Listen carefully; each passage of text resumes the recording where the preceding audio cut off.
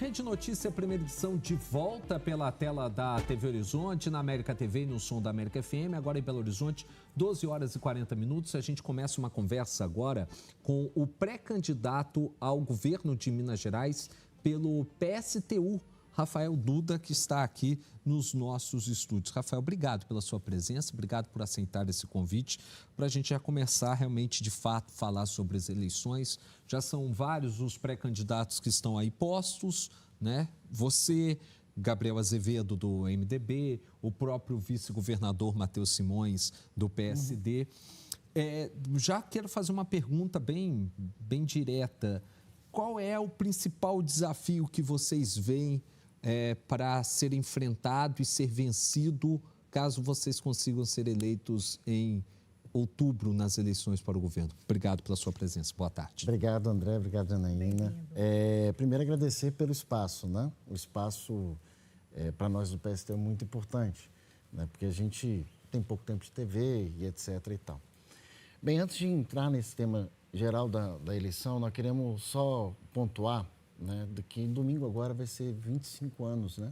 O dia 25 vai ser 7 anos do crime de Brumadinho, né? Um crime que nesse estado o governo passou a mão na Vale, passou a mão em todas as mineradoras e nesse sentido acho que é importante ressaltar. Bem, quais são os desafios que nós estamos vendo? Em primeiro lugar, o estado de Minas Gerais ele vem sofrendo um papel, né, um processo de desindustrialização muito grande. Desindustrialização que eu falo relativa, né, ou seja, joga as commodities como um centro e a classe trabalhadora do estado, ela hoje é um terceiro maior estado do país e a que menos recebe. Eu sou operário da mineração, né, e eu sei exatamente quanto que um operário ou os trabalhadores em geral recebe. E o desafio colocado para nós no estado de Minas Gerais é ter uma candidatura, uma visão de mundo que se choque contra esse processo. Um estado que é um estado rico, que a classe trabalhadora recebe, uma das que menos recebe no país, né?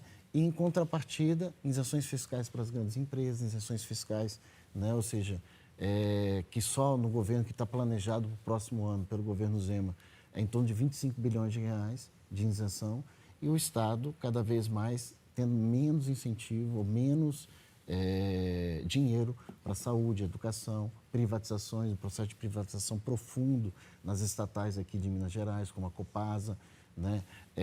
O processo tentando aí também a Codemig, enfim, vários processos nos hospitais, e essa contrapartida, essa visão de mundo para essas eleições.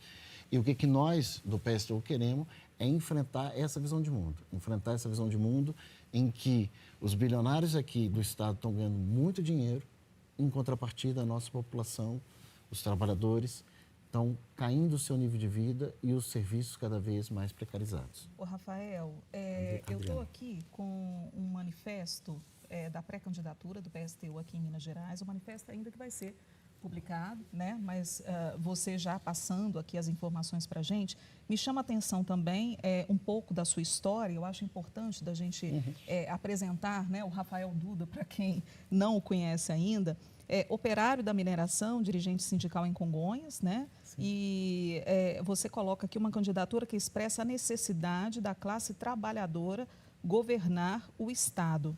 E aí, eu queria que você falasse um pouco mais sobre essa questão da mineração, a classe trabalhadora dentro desse processo de gestão também, como isso seria feito, né, de forma organizada.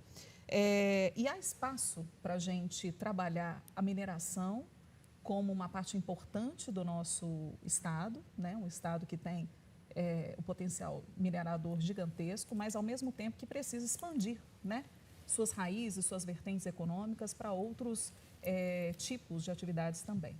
Tá. Bem, é isso. Eu sou da mineração, né? Eu esqueci também de falar isso, né? Sou do Sindicato Metabase Inconfidentes e também sou executivo da CSP com Lutas, né? Uma central sindical.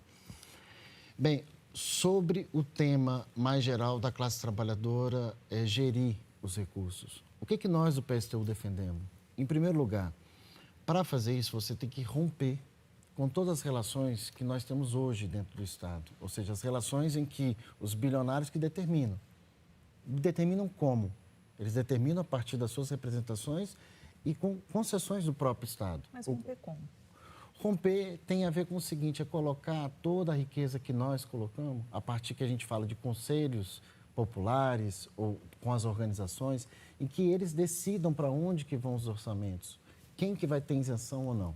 Não pode ser, por exemplo, que aqui no estado de Minas Gerais, a mineração, ela gerou só no último ano, né, um lucro, ou seja, um faturamento de mais de 108 bilhões de reais, e que isso não fica nem 0,5% ou 5% para o Estado ou para os trabalhadores. Os trabalhadores, por exemplo, em todos os estudos que nós temos, na Vale, na CSN, eles não chegam a 3% do faturamento da empresa das suas remunerações.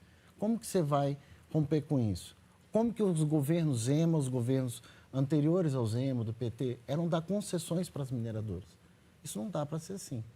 Ou seja, não dá para você ter 25 bilhões ou 20 bilhões de incentivo para esse setor, para ele todo ir embora do nosso Estado. 70% de todos esses 108 bilhões que foram gerados aqui no Estado de Minas Gerais, sabe para onde que foi? Foi para Wall Street, foi para quem é dono da mineração. Em contrapartida, nosso Estado, os trabalhadores não recebem nem 10% somados juntos. Isso que está errado, isso nós temos que romper. Quer ver? Na cidade de Congonhas, onde eu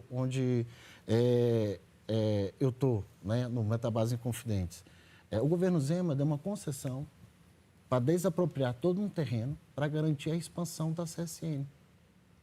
Deu. Barragem de Casa de Pedra, né? Não é só a barragem, ampliar a produção dela por um decreto. Isso que nós temos que romper. Quando a gente fala que colocar à frente a classe trabalhadora, é que isso não vai ser decisão de uma canetada do executivo sem ter...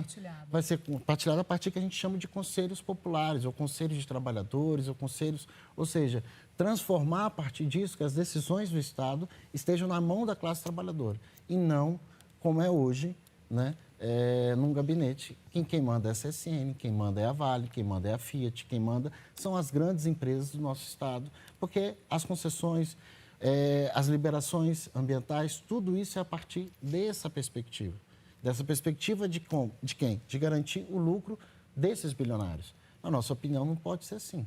E isso nós temos, por isso que nós falamos, por exemplo, a mineração. Nós temos que reabrir o debate de reestatização de todo o processo minerário do país. Minas Gerais, é bem verdade, hoje tem 60% de toda a produção mineral do país. Se a gente for pegar da riqueza geral, 40%, mais de 40% de toda a riqueza mineral do país é daqui de Minas Gerais. E 60% da produção, porque tem a ver com o preço do minério, né? O preço do minério no Pará, por exemplo, tem menos, mas o preço é maior. Então, nessa perspectiva, nós temos que romper com isso.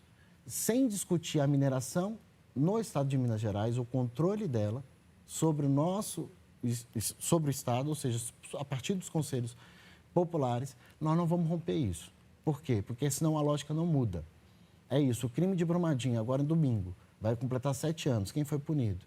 Pelo contrário, teve mais concessões e um acordo escandaloso que o governo Zema fez de indenizações, que foi nesse período que sustentou, por exemplo, o governo dele durante esses últimos anos, que foi o acordo de Brumadinho.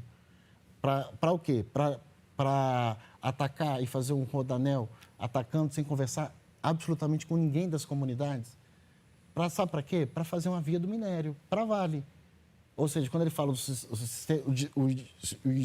sistema industrial que estão querendo colocar lá, não é para desenvolver o estado de conjunto, é para garantir o lucro da Vale. É isso que de conteúdo vai ser. Então, esse é o debate que nós queremos fazer. Então, esse viés classista que a gente chama, ou esse viés da classe trabalhadora determinar, é uma visão de mundo que nós vamos trazer para essa eleição, para combater. Porque todas as candidaturas, como o André falou, Adriana, todas as candidaturas, elas estão para esse debate. Eles estão para garantir essas concessões. Um ou outro fala, por exemplo, aqui temos que parar as isenções fiscais para as empresas, ou discutir, ou abrir as isenções fiscais do jeito que são. Na nossa opinião, não tem que ter isenção fiscal dessa forma. Pelo contrário, tem que acabar com a Lei Candir, que tirou do Estado de Minas Gerais, nos últimos anos, mais de 135 bilhões de reais. Esse é o debate que nós temos que fazer. É um tema federal? Mas e o governo do Estado? Qual é a posição? É garantir as migalhas que caem da bolsa dos acionistas da mineração ou da siderurgia, que vem cada vez menos, ou seja, tirando o pé, digamos, de Minas Gerais, com o processo de industrialização, porque o que tem incentivo é agronegócio e mineração. O que nós estamos vivendo é isso. Um processo de desindustrialização relativa do nosso Estado, os trabalhadores cada vez mais superexplorados, a média salarial de um trabalhador hoje, por hoje, não passa R$3.000, é uma das menores do país, do Sudeste, é a menor, perdemos até para Rondônia, para se ter uma ideia. A gente vai continuar esse debate daqui a pouquinho.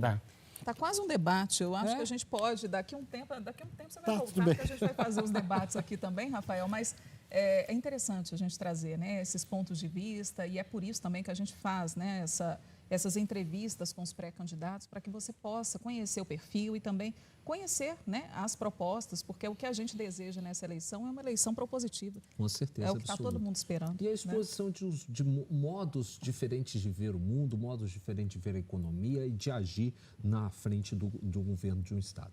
12h51, a gente vai para um rápido intervalo e volta daqui a pouco com essa conversa com o pré-candidato ao governo de Minas Gerais, Rafael Duda, do PSTU.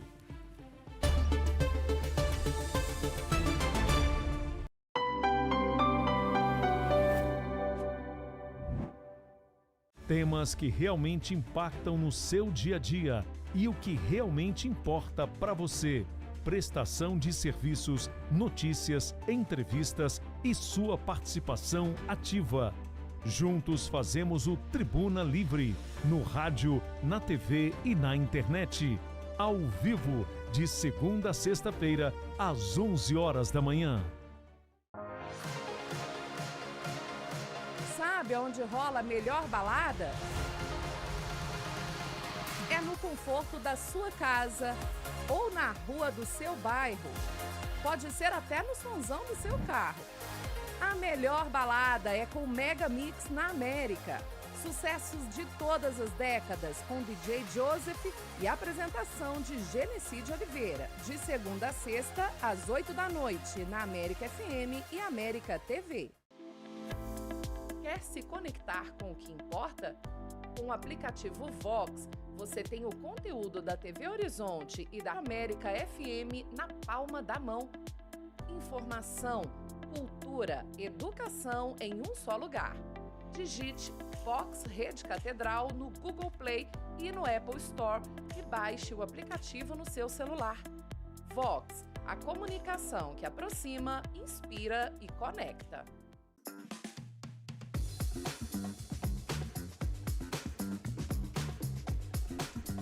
Quer dar um rolê imperdível por BH? A informação que você precisa com credibilidade e responsabilidade. O que acontece em Minas, no Brasil e no mundo, tratado com ética, clareza e compromisso com a verdade. Rede Notícia, de segunda a sexta-feira, em 2 edições, ao meio-dia e às 5 da tarde.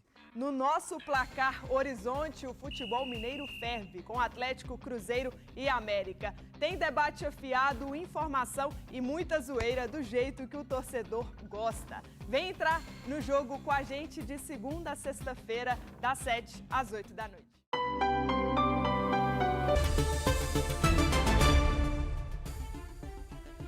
Meio-dia e 55, estamos de volta com essa conversa com o pré-candidato ao governo de Minas Gerais, Rafael Duda, do PSTU. Rafael, vou chegar numa pergunta bem clara. Claro que sempre o PSTU se coloca frente contrário a privatizações, contrário a parcerias público-privadas e nós estamos vendo um movimento do atual governo de estabelecer serviços sociais autônomos na saúde, alguns tipos de parceria público-privada também na educação. Qual o posicionamento de vocês acerca desses dois assuntos? Então, André, olha só, quanto às parcerias público-privadas, a nossa opinião, nós somos contra. Contra por vários motivos. Primeiro, em todas elas é o sucateamento, todas elas se deu na realidade, na educação, nos hospitais, como um sucateamento de todos os serviços. Falamos isso, por exemplo, na educação. O processo de terceirização em nível do Estado, como o Projeto Somar, todos esses projetos que o governo Zema fez, o que serviu? Serviu para sucatear também as escolas. Porque você não tem, de fato, os concursos públicos para garantir uma educação de qualidade. Na saúde, a mesma coisa, porque a terceirização é financiada também pelo Estado. Ou seja, você tem todo um recurso, mas terceirizado todo esse processo. E isso vai desregulamentando, piorando o processo. Por exemplo, Copasa. Metade da Copasa estava terceirizado já antes da sua privatização. Parceria privada. O eixo da Copasa foi, ou seja, garantir o lucro. Tanto é que era parte desses elementos para valorizar e agora privatizar a Copasa. O que aconteceu com o serviço? Eles vão piorando nesse aspecto. Na nossa opinião, todo o serviço público, desde a educação, saúde, até no saneamento, de qualquer ou energia, ou isso acontece também na CEMIG, a parceria público-privada, você tem que, de fato, criar concursos públicos, garantir a manutenção e investimento do Estado, ou seja, tem que ter dinheiro do Estado para garantir que amplie esse serviço. Porque o contrário não, porque aí muda a lógica. A lógica é garantir o lucro de um setor que já está privatizado desse processo. Isso acontece não só no estado de Minas Gerais, como, por exemplo, também em nível nacional. A Petrobras é parte desse processo, também de PPP. Né? Isso melhorou o preço da gasolina? Não. Melhorou o preço da Copasa? Não. Melhorou o serviço? Não. Por quê? Porque o processo de privatização não tem uma lógica, que é uma lógica de ter serviço para o conjunto da população. Pelo contrário, a lógica é outra, é garantir o mínimo custo possível e, nesse sentido, é óbvio que vai bater no serviço. Então, por isso que a parceria público-privada não serve para nós, não serve para a classe trabalhadora, porque é essa visão de mundo de privatizações que todos os governos implementaram. O governo Zema é literalmente um governo que é a favor de todas as privatizações. Para ele, privatiza tudo, ou por parceria público-privada ou diretamente. Né? Mas os governos anteriores, como o Pimentel, também se iniciou esse processo de privatização. Ou seja, teve todo um processo de privatização de todos esses governos. Né? Então, nós temos que romper com isso, porque aqui nós temos que garantir a saúde, garantir a educação, e isso é com investimento, ou seja, com dinheiro do Estado. E como nós tiramos esse dinheiro do Estado? Tirando as concessões que as grandes empresas, que os bilionários do Estado de Minas Gerais têm, como, por exemplo, a mineração. Esse manifesto vai estar publicado nas redes sociais do PSTU? Vai sim. Bom, Adriana, a gente vai lançar um manifesto, porque a gente fez um lançamento da pré-candidatura, né? No final do ano passado. Sim. Né? E agora a gente vai organizar para fevereiro agora, lançando juntamente com o manifesto.